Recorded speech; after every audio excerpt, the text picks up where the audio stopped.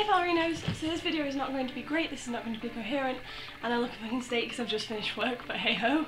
So I was walking home today and I was thinking about feminism, as you do, and I was thinking to myself, because I had no one to walk home with,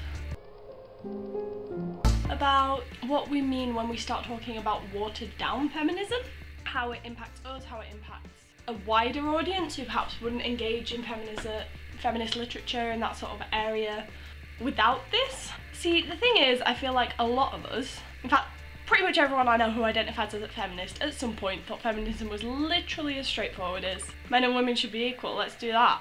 Yeah! Woo! Sorted, lads. And obviously it's not.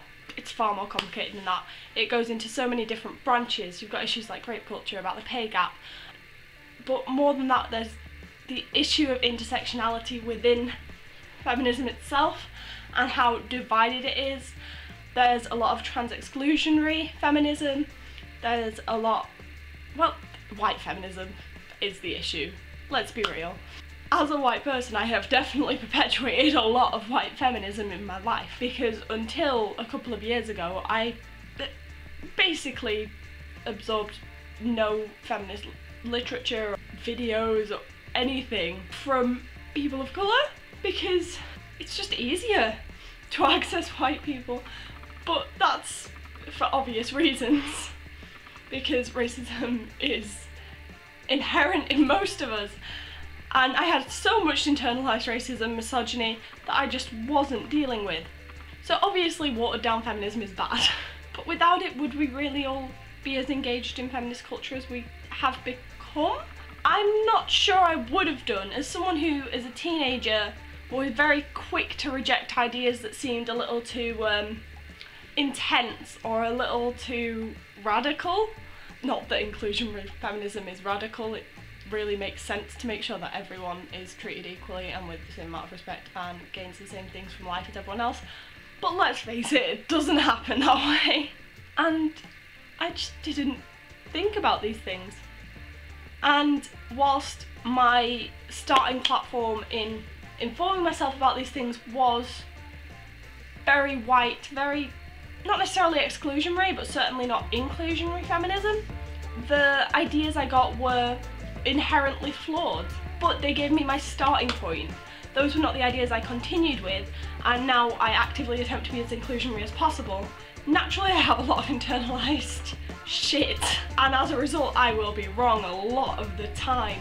This is so rambling. But even accounting for that, I feel that I am a better person. This all started because I was thinking about the state of my Twitter. I've had my Twitter account since 2010. There's a lot of shit on there from teenage me, and sometimes I go through time hop and I'm like, wow, you were a cunt. I was a cunt, but I was also uninformed.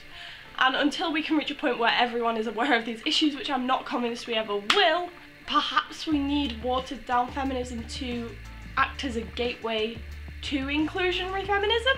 I don't know what I'm trying to say here. Okay.